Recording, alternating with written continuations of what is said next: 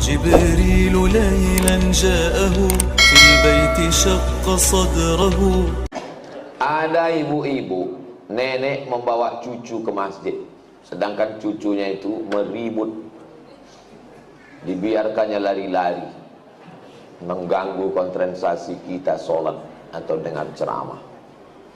Saya balik ke Pekanbaru ini 2008, sekarang sudah 2025, belum pernah sekalipun marah karena anak menjerit lari-lari, belum pernah sekali. Kenapa Ustaz tak pernah marah? Karena budak itulah nanti yang akan meramaikan masjid. Kalau kita marah ke budak-budak kecil, siapa yang akan sembahyang ke anak jahil nanti? Ada masjid itu kadang tak ada suara anak-anak, sepi, atuk-atuk semua. Patutlah tak ada ribut, batuk aja isinya. Cuman kadang kan tak semua emosinya bisa stabil macam Ustaz Somad. Makanya win-win solution, jalan tengah, macam yang dibuat di Masjid Agung An-Nur. Dulu Masjid Agung namanya, sekarang berubah Masjid Raya. Yang level provinsi Masjid Raya, yang level kabupaten kota Masjid Agung. Dulu Masjid Agung An-Nur itu, saya kan rutin jadwal di situ. Waktu tarawih, pulang saya tarawih, anak-anak saya tengok dibuat satu sop khusus di belakang. Heran saya, kenapa anak-anak ini tak meribut? Rupanya ada satu petugas pakai baju hijau, membawa rotan sebesar ini. Dia tak sholat, dia khusus mengawas. Pas saya jumpa, pas saya tengok gini, senyum dia. Ustaz, saya bilang, mau kau bantai anak-anak? Enggak Pak Ustaz, kalau saya pukul marahlah ayahnya. Jadi untuk nakut-nakuti aja. Bagus. Jadi nanti diangkat ada satu security khusus untuk anak-anak. Jangan anak diletakkan di celah. Letakkan celah. Pertama, anak ini memutus sop, kecuali anak saya. Anak saya tak memutus sop. Kenapa? Karena ujung senapan angin sudah dipotong. Karena di dalam itu ada najis. Yang kedua, kenapa anak ini diletak di samping? Anak ini belum mumayyiz. Macam mana cara membedakan udah mumayyiz sama belum? Kalau dia meribut, kita gini kan, itu udah mumayyiz. Tapi kalau dia meribut, kita gini kan, dibalasnya balik, kawa. Nah, tuh, jangan dibawa. 4 tahun ke bawah tak bisa. Dibawalah budak umur 3 tahun, diletakkan di celah samping kita. Begitu kita takbiratul ihram, Allahu Akbar, dia pun berjalan, berlari. Di samping ini ada atu-atu yang kacamatanya di bawah. Asal budak ni lalu, atu ni takut. Itu waktu salam tuh cuman sekali aja salam. Salam tuh ke kanan cuman. Assalamualaikum warahmatullahi apa? Berkelahi di masjid. Kalau ada di perumahan ini 100 orang, yang ke masjid itu 50, sudah banyak kali itu. Yang 50 ini pun berkelahi pula lagi di masjid. Bertinju di masjid gara-gara budak berkelahi. Apa kata orang yang tak sembahyang? Untung kita tak ke masjid. Tolonglah kita jaga persatuan ini. Bisa dipahami? Jelas. Insya Allah kalau saya ceramah jelas. Kalau ada orang bilang Ustaz Somad itu tak jelas, telinga kau pokak.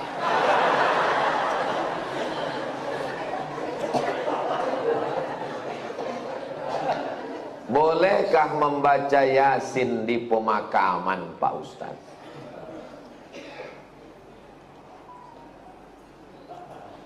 Kata Imam Nawawi, meninggal tahun 676. Nama kitabnya Riyadhus Shalihin min kalami Sayyidil Mursalin. Dia mengutip pendapat Imam Syafi'i. Wa qala Syafi'i, Imam Syafi'i berkata, wa in khatimul Qur'ana kullahu kana hasanan.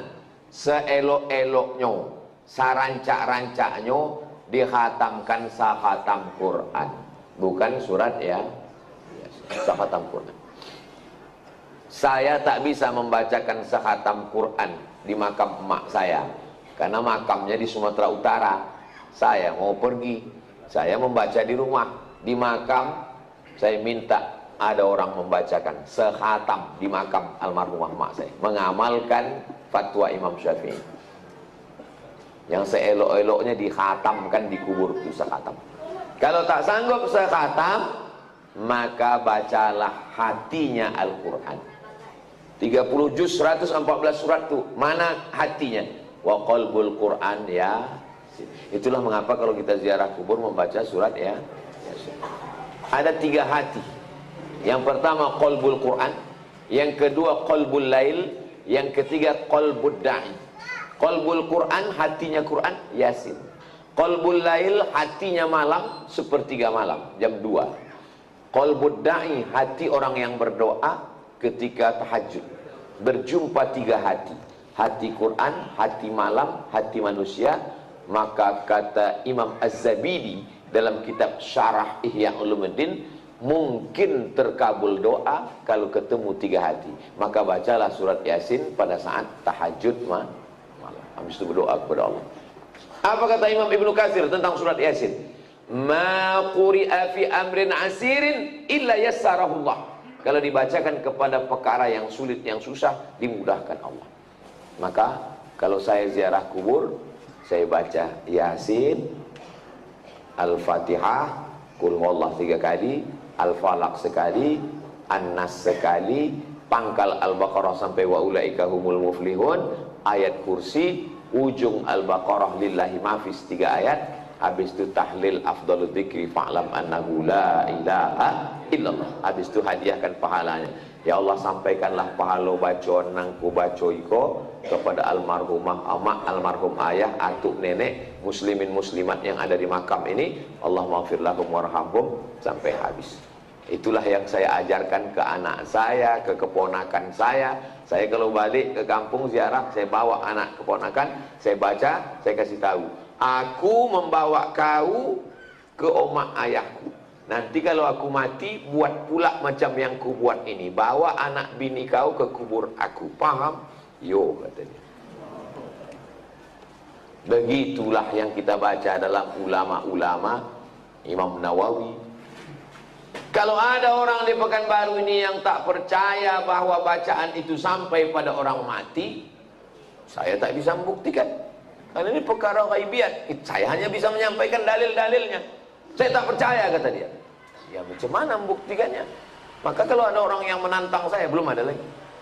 Saya tak percaya. Tolong nama kau lengkap sama nama ayah kau. Nanti kalau kau mati, ku kirim. Kalau tak sampai, cepat kasih kabar. Ini kan masalah gaib. Kalau masalah gaib ini yang ditengok adalah dalil. Ana Rizki, khirijin min Ma'had Nuril Hidayah Bengkalis. Sa'usallimukum ya Ustaz. Kaifa ra'yukum law nastamir ad-dirasah al-aliyah lakim lan najid ridha min walidina. Nama saya Rizki. Khirijin jamak, mufrad khirijun. Saya alumni dari Ma'had Nuril Hidayah Bengkalis. Sa'as'alukum, saya mau bertanya ke Ustaz. Kaifa ra'yukum law nastamir dirasah, nuwasil ad-dirasah. Laisa nastamir, nuwasil ad-dirasah. Bagaimana pendapat Ustaz kalau kita mau melanjutkan ke perguruan tinggi, tapi orang tua tak setuju? Mau melanjutkan perguruan tinggi fil kharijid daulah, mau keluar negeri, tapi mak dia tak setuju. Saya ini adik-beradik 2. Saya anak pertama, adik saya berdua cuman. Laki-laki dua-duanya. Tak banyak anak mak saya. Jadi waktu saya lulus mau ke Mesir, berat dia mau lepas saya. Aku anakku 2, tak ada anak betino. Semana nanti aku dah tua. Datang uak saya, abang mak saya, menasihati dia. Harimau mati meninggalkan belang, gajah mati meninggalkan gading, manusia mati meninggalkan hutang. Harimau mati meninggalkan belang, gajah mati meninggalkan gading, manusia mati meninggalkan nama. Kalau kau tahan somat ini di celah ketiak, beginilah cuman dia. Tapi kalau kau lepaskan diri belajar, jadi orang dia, mengajar dia, mengalir pahalanya sampai hari kiamat. Betul cakap Wak saya. Sampai hari ini di mana aja saya tausiah, pahalanya mengalir ke makam almarhumah mak saya. Maka ibu-ibu yang sayang ke anak, bukan kalian siapkan anak dalam kelambu, bukan kalian suapi, lepaskan dia sejauh mata memandang. 4 tahun aku tak balik. Kenapa tak balik? Ongkos mahal. Sampai terpikir juga di kepala, jangan-jangan aku anak angkat, anak adopsi, balik. Sampai akhirnya 2017 saya daftar S3 ke Sudan. Waktu itu umur mak saya sudah 70 tahun. Saya suruh Muhammadiyah. Saya bilang, "Mak, saya mau mencoba dia, kuat tak dia?"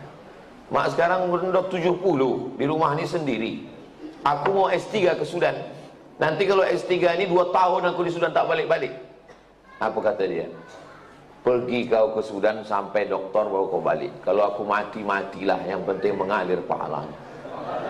70 tahun umur mak saya. Sampaikan video ini ke mak kau. Kalau tak mau juga dia nerima, tahu mak apa lah itu.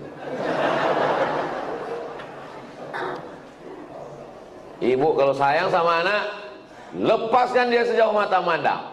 Nanti dia akan balik pulang. Setelah saya punya anak, baru saya tanya, "Mak, berat rupanya berpisah sama anak." "Oh iya." "Macam mana mak dulu bisa berpisah sama aku 4 tahun? Asal udah dekat bulan puasa, air ayo, ku carilah budak-budak yang hitam macam kau. Ku bolikan baju, ku undang ke rumah, ku kasih makan. Hilang rinduku ke kau." Begitu rupanya cara dia. Kadang-kadang sedang mencuci di dapur, ku dengar suara kau main bau. "Oh mak." Bukan tanggung melepaskan anak itu. Sedang mencuci, didengarnya suara saya itu memanggil. Jadi ibu, lepaskanlah anak sejauh mata-mata. Biarkan dia belajar jauh. Nanti dia akan balik berbakti kepada ibu, insya Allah. Disenangkannya hati ibu. Dan kalian yang kuliah juga cita-cita tak usah banyak-banyak.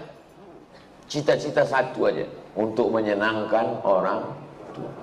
Saya dulu tak tahu mau jadi apa. Tak terpikir saya akan tabligh akbar, tak ada. Yang saya fokus adalah aku mesti kuliah S1, S2, S3. Nanti kalau sudah dapat ku ijazah 3, ku bawa ijazah ini ke Malaysia. Aku mau jadi dosen. Sesudah aku dapat duit, akan ku senangkan oma ayah. Itu cuma, tak banyak, tak lain.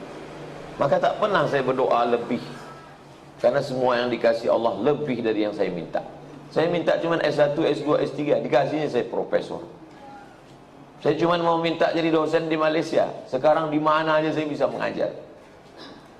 Diminta di Universitas Sabah, diminta di Universitas Malaysia.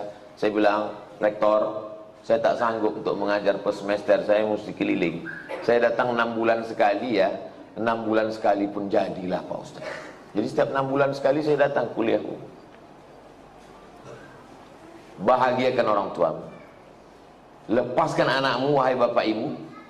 Sejauh mata memandang, di hari petang dia akan pulang. Dia tahu di mana letak sarangmu. Mati kalian, mengalir amal jariahnya insya Allah. Walaupun nampaknya jawaban ini untuk mak ayah dia, tapi video ini ditonton oleh ayah-ayah, mak-mak yang akan melepas anak. Karena pulang kami dari sini nanti, kami akan melepas 50 anak Riau yang akan berangkat ke Al-Azhar Kairo, Mesir. Seminggu yang lalu saya di Makassar, melepas 50 anak Makassar yang akan berangkat ke Mesir. Orang tuanya saya nasihati, anak-anaknya juga saya nasihati, supaya orang tua melepas anak. Karena kalau kita tahan anak kita ini, siapa yang akan melanjutkan dakwah ini? Saya tak mau anak saya sekolah agama, nanti kurus macam Ustaz Somad. Saya ini kurus bukan tak makan. Kalau ada pejabat-pejabat itu dapat ikan yang paling mahal, namanya ikan Napoleon, 1 juta harga ikan. Ada bupati, ada kapolres, ada dandim, ada kepala dinas. Yang pertama kali menyuap ikan 1 juta itu siapa? Abdul Somad. Apa kata orang itu? Silakan Pak Ustaz.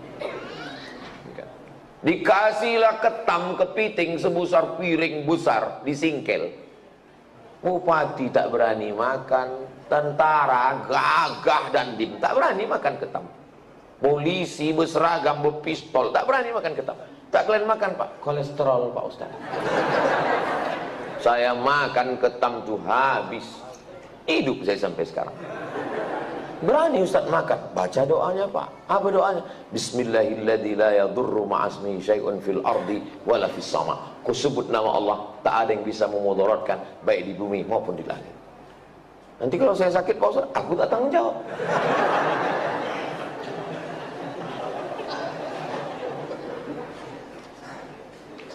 Definisi mengganggu tetangga itu bagaimana Pak Ustaz? Apalagi kita di komplek perumahan. Mengganggu menurut syariat Islam, bukan mengganggu menurut perasaan. Kalau menurut perasaan, perasaan ini lain orang, lain kepala, lain orang, lain hatinya. Saya terganggu tuh dengan tetangga saya ini Pak Ustaz. Kenapa kau terganggu? Bininya cantik kali. Cantik ciptaan Allah. Jadi yang maksud mengganggu itu adalah kalau bertentangan dengan syariat Islam. Saya terganggu dengan tetangga saya ini Pak Ustaz. Kenapa? Melihara anjing dia Pak Ustaz.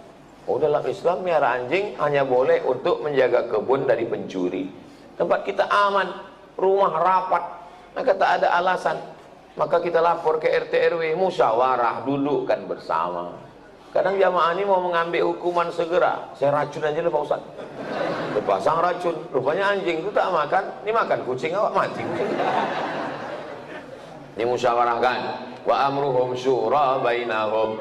Hari libur, hari Ahad, rumah dekat-dekatan, dipasanglah lagu bum bam bum bam bum bam. Belilah earphone. Berapalah harga earphone? Dengar sendiri. Bum bam. Jadi dipasang di komplek. Kan tak semua orang suka lagu itu. Apalagi di situ ada orang-orang tua yang jantungnya tak kuat. Mendengar itu, kata dia mati. Ini mengganggu. Menurut syariat pun tak betul. Nah, maka menurut syariat agama Islam, rumah berdekatan, sempadan cuma dinding, dinding pun tak penuh ke atas, ditanamlah pula pokok mangga pas. Buahnya apa tak asal menengok meniti air. Nah, ini mesti menjaga. Maka kata Nabi, idza tabakhta, kalau kau memasak, fa'aksir ma'aha, banyakkan kuahnya. Pesan Nabi ke tetangga, kalau kau masak, banyakkan kuahnya. Untuk apa? Berbagi ke tetangga, menyambung tali silaturahim. Kata almarhumah mak saya dulu, kalau tak menjulur labu, tak menjulur kundur. Ini pokok labu, ini pokok kundur, sama-sama ditanam. Menjulur itu maksudnya keluar pucuknya. Keluar pucuk labu, keluarlah pucuk kundur. Kalau tak keluar pucuk labu, tak keluar pucuk kundur. Apa maksudnya? Kalau tak kedatang makanan kita, tak datang pula makanan orang. Halus pepatah orang. Bagikan makan. Kata Nabi kuah, tapi yang pula gara-gara ceramah ni kuah aja. Dulu sebelum Ustaz datang berbagi ayam kami, sesudah Ustaz kuah aja lagi. Gara-gara Ustaz Somad. Tahadu tahabu, saling berbagi hadiahlah kamu, maka kamu akan berkasih sayang. Malam Jumat jumpa wirid Yasin. Dulu begitu orang jumpa. Sekarang udah tak ada lagi jumpa. Jumpa pun di acara pesta nikah, walimah, udah tak bisa bertanya lagi. Dulu kau tanya, siapa menantu kau ni? Macam-macam mirip. Ini anak Pak Fulan. Oh, dakik mana juga, mau balancik-lancian ni rumahnya jauh. Sekarang tak bisa lagi ngobrol. Pas ditanya, itu anak siapa? Apa? Anak siapa? Oh, suara musik. Bum bam, bum bam, bum bam. Tak ada lagi silaturahim. Pas ditanya, itu menantu kau? Apa? Tak ada lagi silaturahim. La salam wala kalam. Alhamdulillah, Masjid An-Najah ini tempat kita bersilaturahim.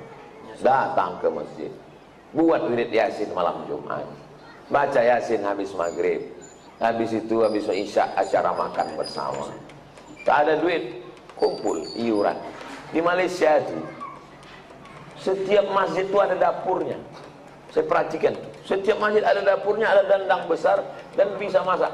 Tidak usah masak yang repot-repot, masak nasi minyak, nasi mandi. Karena ayam nyembut satu situ kumpul makan bersama. Di Malaysia itu ceramahnya tak terlalu banyak. Ceramah sedikit aja, makan yang lama. Tempat kita ceramahnya panjang. Habis selesai keluar lami kecil-kecil. Di tempat lain. Kalau di An-Najah ini tak tahu kita. Kita tengoklah. Saya menikah dengan seorang duda. Sudah 10 tahun pernikahan ini saya belum punya anak. Saya mempunyai anak sambung, anak sambung. Saya menyayangi dan mencintai seperti anak kandung saya. Anak sambung saya selalu meminta doa dan ridho dari saya. Apakah doa saya akan diijabah? Karena saya bukan ibu kandungnya. Dan jika saya meninggal nanti, saya tak ditakdirkan untuk punya anak. Apakah doa anak sambung saya nanti sampai ke saya, Pak Ustaz? Yang pertama, ibu sama anak kandung tuh sama anak sambung ini sampai mati tak bisa menikah. Karena menjadi mahram mu'abbad namanya. Mahram mu'abbad menjadi mahram kekal selama-lamanya. Karena sudah menjadi menikah sama ayahnya. Itu yang pertama. Yang kedua, wudhu tak batal dalam mazhab Syafi'i. Yang ketiga, seandainya saya lewat di kuburan di depan Hotel Mutiara Merdeka dekat Leton, saya mau pergi nih, lewat kuburan itu saya baca doa, Assalamualaikum ya ala diyar minal mu'minin wa inna insyaallah bikum lahiqun yarhamullahu mustaqdimin wal mustakhirin nasallallahu wa nakumul afiyah Allahumma fir lahum warhamhum. Doa saya sampai apa tak sampai? Doa saya sampai apa tak sampai? Sampai. Padahal saya tak kenal sama orang itu. Sampai doa. Apalagi anak sambung. Kenapa ragu doa tak sampai? Oh, jadi doa sampai Pak Ustaz. Sampai. Lalu apa makna dalam hadis itu? Waladun salihun. Maksudnya amal saya kepada orang mati itu sampai. Bukan tak sampai. Amal kita ini semua kepada orang mati sampai. Kalau tak sampai amal kita kepada orang mati, tak ada sholat jenazah. Sholat jenazah itu amal orang hidup apa orang mati? Orang hidup untuk orang mati. Jadi kalau ada orang mengatakan amal orang hidup tak sampai kepada orang mati, nanti pas dia mati jangan sembahyangkan. Bisikkan, kau dulu bilang tak sampai kan? Tak sampai kau. Amal orang hidup ini sampai ke orang mati. Terus Pak Ustaz itu katanya anak yang soleh. Masih fokus nih, masih fokus. Ini Abdul Somad. Abdul Somad ini kalau mati amalnya kan putus semua kan? Putus kan? Masih bisa dia ceramah? Putus. Masih bisa dia sholat sunat Isra? Tapi ada 3 amalnya yang dulu tak putus. Yang pertama, shadaqatun jariyah. Disumbangkannya 2 sak semen ke Masjid An-Najah. Putus atau tak putus? Tak putus. Karena setiap hari orang sholat mengalir ke dia. Itu kan amal dia dulu. Yang kedua, ilmun yuntafa'u bi. Ceramah dia di Masjid An-Najah. Ceramahnya itu dulu atau sekarang? Dulu. Habis mati tetap mengalir, diamalkan oleh jamaah. Yang ketiga, anaknya. Anaknya itu kan amal dia itu. Yang ketiga, inilah orang bingung. Anaknya kok amal dia, Pak Ustaz? Kalau bini itu cuma ditengok aja bisa dia hamil. Jelas? Tak jelas juga payahlah aku menjelaskan. Anak saya itu amal saya. Amal saya. Jadi hadis itu bukan bercerita hanya doa anak saja yang sampai. Hadis itu mau menceritakan amal-amal dulu tetap mengalir sesudah salah satunya anak. Jadi yang tak punya anak atau meninggal jomblo, tak usah takut, kami mendoakan.